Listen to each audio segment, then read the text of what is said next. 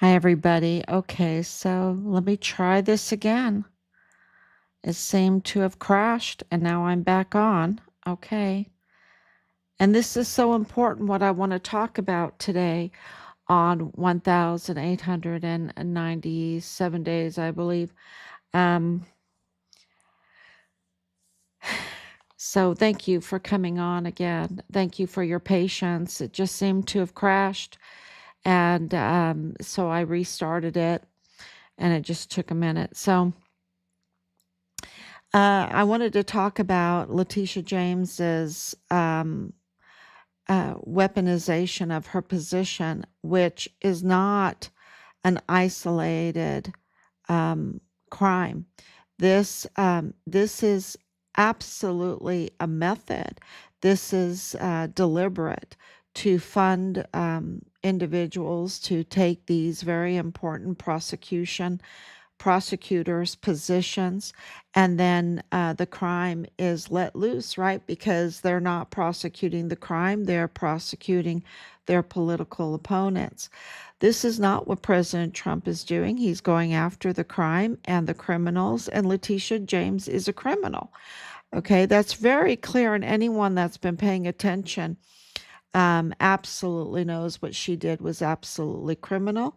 And that is without even the listed crime that they have of her renting out a home that she said is her prime residence in Virginia, in Norfolk. In Norfolk, of course, Norfolk, because that's where the Navy is, that's where a lot of the military is, and she gets very high rent in that place. And she said that that was, you know, her prime residence, and it wasn't. And of course, she has all kinds of other problems with that because that runs into tax problems and everything.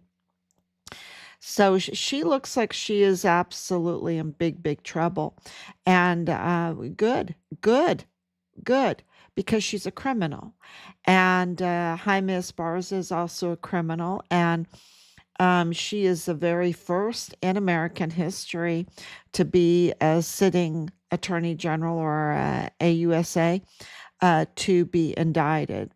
This is really important moment in history and really is applicable to our son's case and what Jaime Esparza did all through this. And not only Jaime Esparza, um, those that were in that office before he arrived there.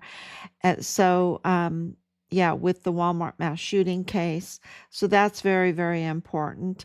And the other part is that Fort Bliss did not know this happened recently that El Paso was flying Chinese DJI drones right next to Fort Bliss without informing Fort Bliss. Now, this is absolutely absurd and crazy and deliberate because I can tell you from being there that they absolutely collude, they absolutely conspire, but maybe not now because of Veronica Escobar and the city of El Paso leadership, the leadership faction under the control, the power broker of the cartel Mormon faction leader, Woody Hunt, do not like President Trump. They do not like him, and they are like mutinous, right? They are absolutely, this is not surprising that they would run Chinese drones right next to Fort Bliss and not notify Fort Bliss. That is so crazy. That is so crazy. Um, and of course, we know that White Sands is the big drone. Well, we know Fort Bliss is, it's ADA, and that is absolutely drones, American drones. And they're running, flying Chinese DJI drones that, if you look, have been, you know, um, I don't want to say forbidden, but they are not used. They have been banned because of the national security risk with them. Okay. And of course, white sands, high altitude balloons, high altitude, high pressure balloons, or low, or, you look that one up.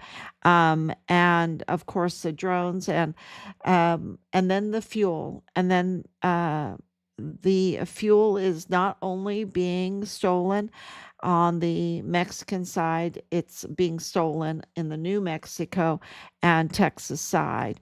And this is absolutely connected to the cartel, to the Mormon faction, because they are the power brokers. Okay. And the way they got into these areas to siphon off the fuel, to store the fuel, to move the fuel, to forge documents and everything, and to do it very swiftly, very quick, you know, uh, and multiple times very quickly, tells you that this is an organized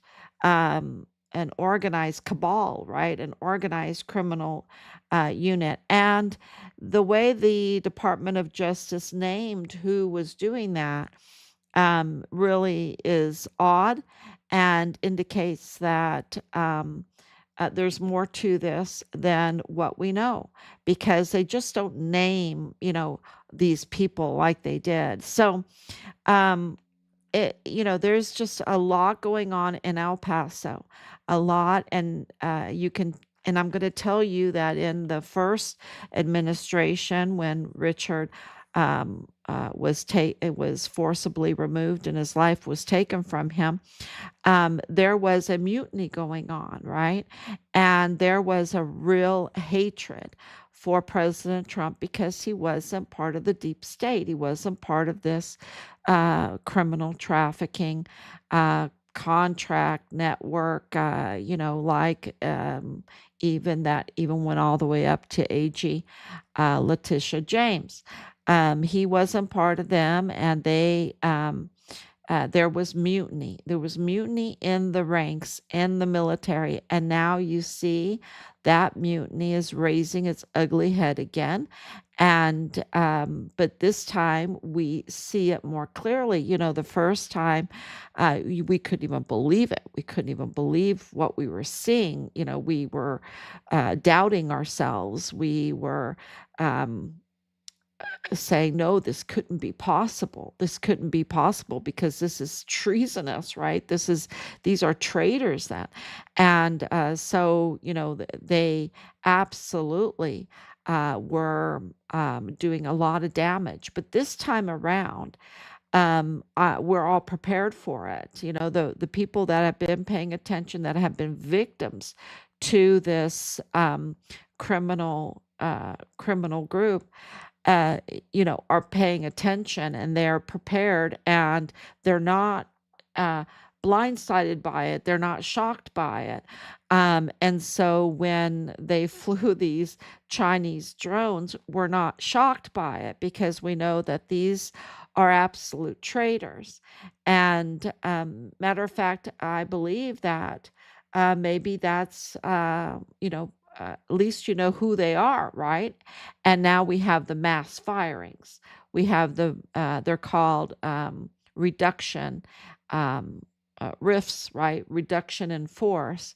So we're having mass reduction in force, because there is uh, these infiltrators, the Trojan horses, right? These infiltrators within our system that mean us harm, that are serving foreign and domestic enemies, um, and want nothing else but to destroy America as we know it.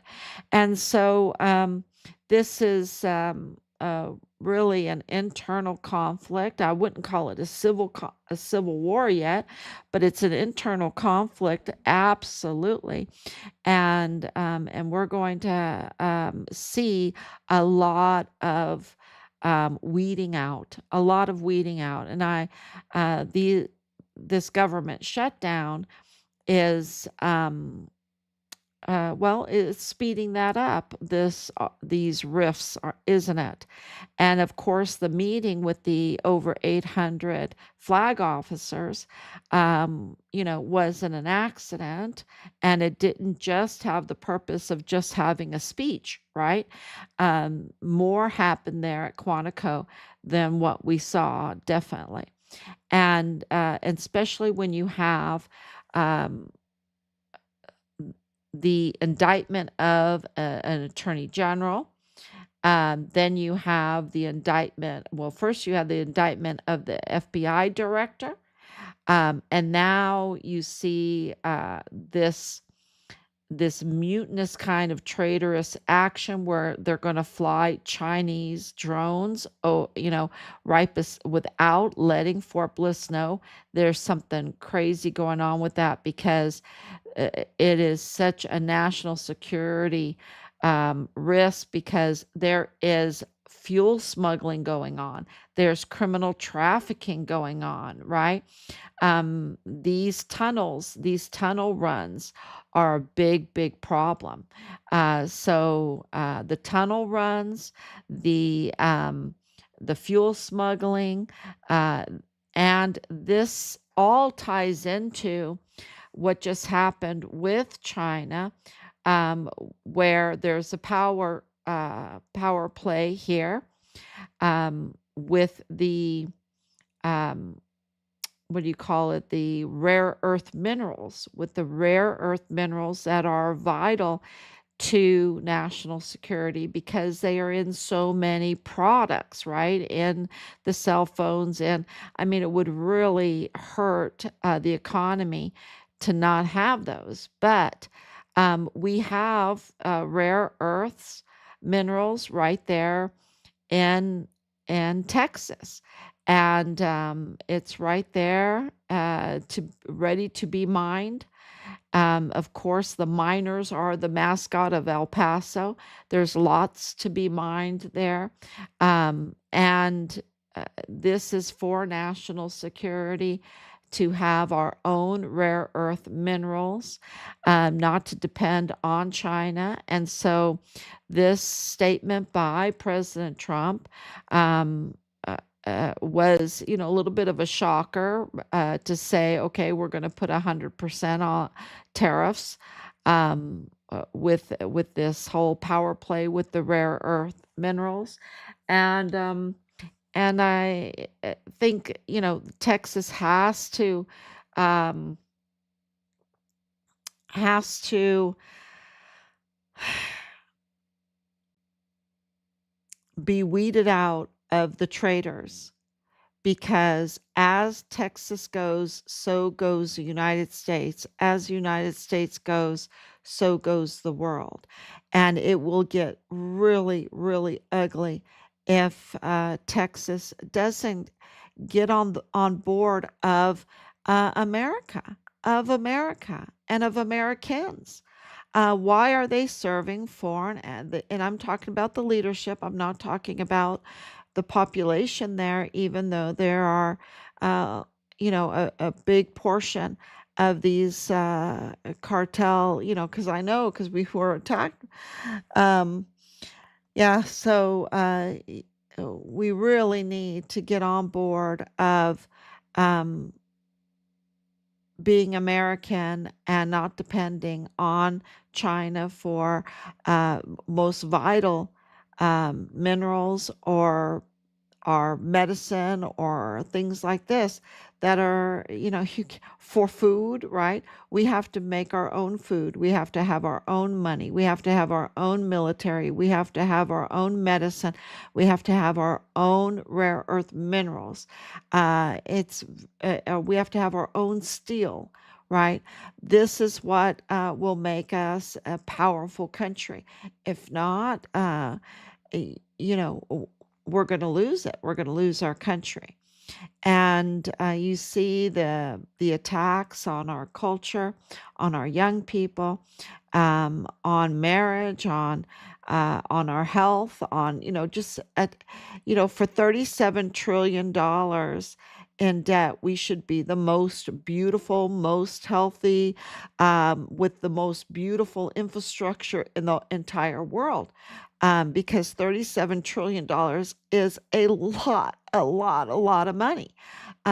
So because that's not what we see, because we still have potholes, because we still have a lot of illnesses, because we don't have those med beds like some of these people are talking about.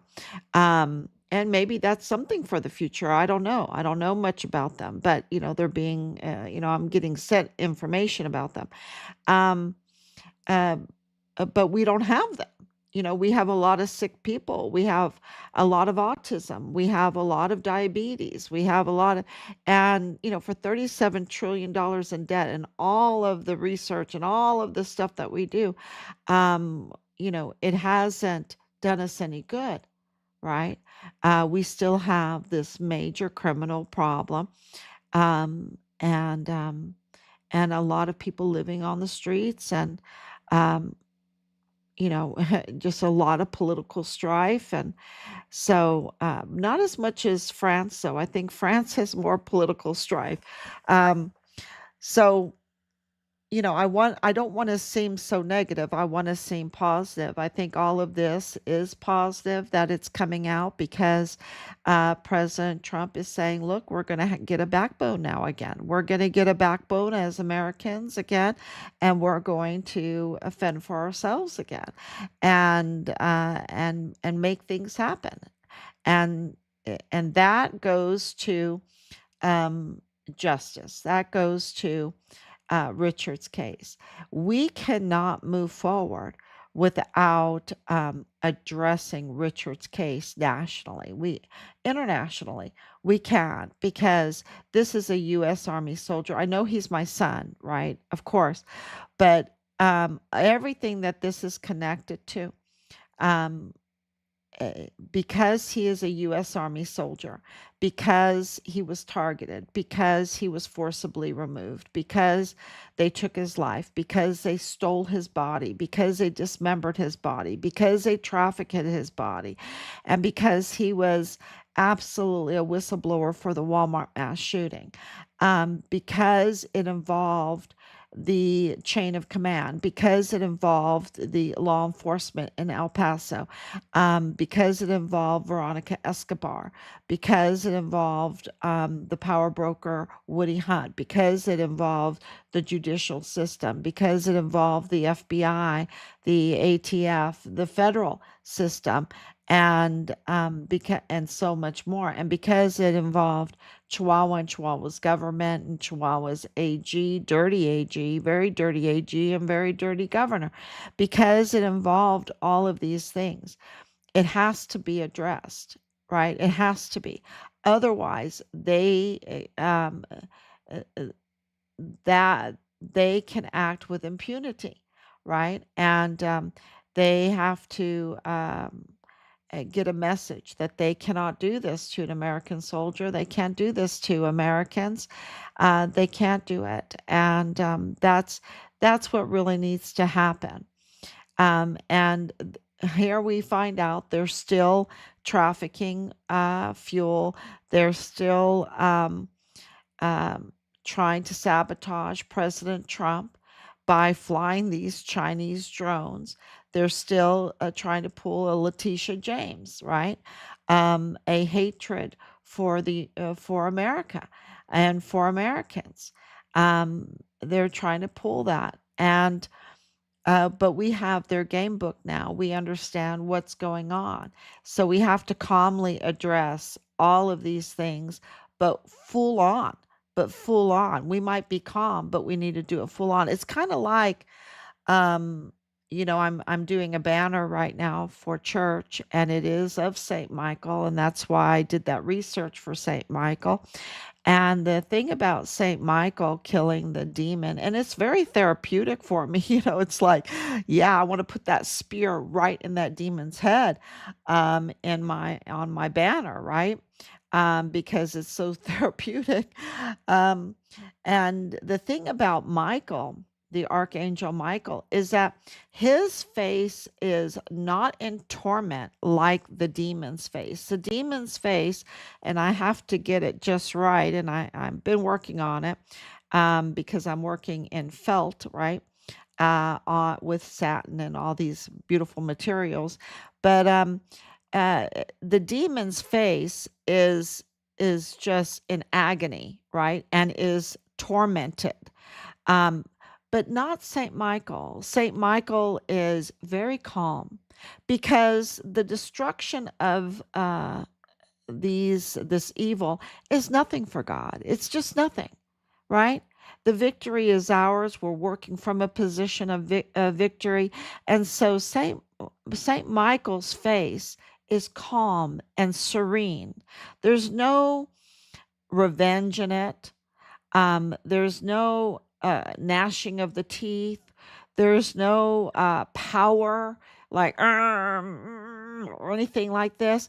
It is absolutely serene and calm and peaceful. And that's how God considers, it's just not difficult for God to get rid of the demons. And it's a huge lesson for us, that we do, with God, all things are possible. It's not by power, not by might, but by my spirit, says the Lord God Almighty.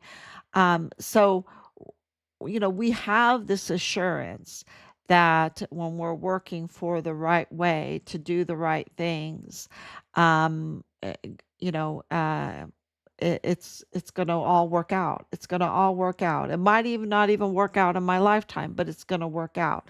So, and that is really reminds me of another breaking news today that I reported on with Benny Johnson, whose life has been threatened, and that the DOJ is got the guy that threatened him, and we put in also complaints in El Paso, um, of the threats that we were getting.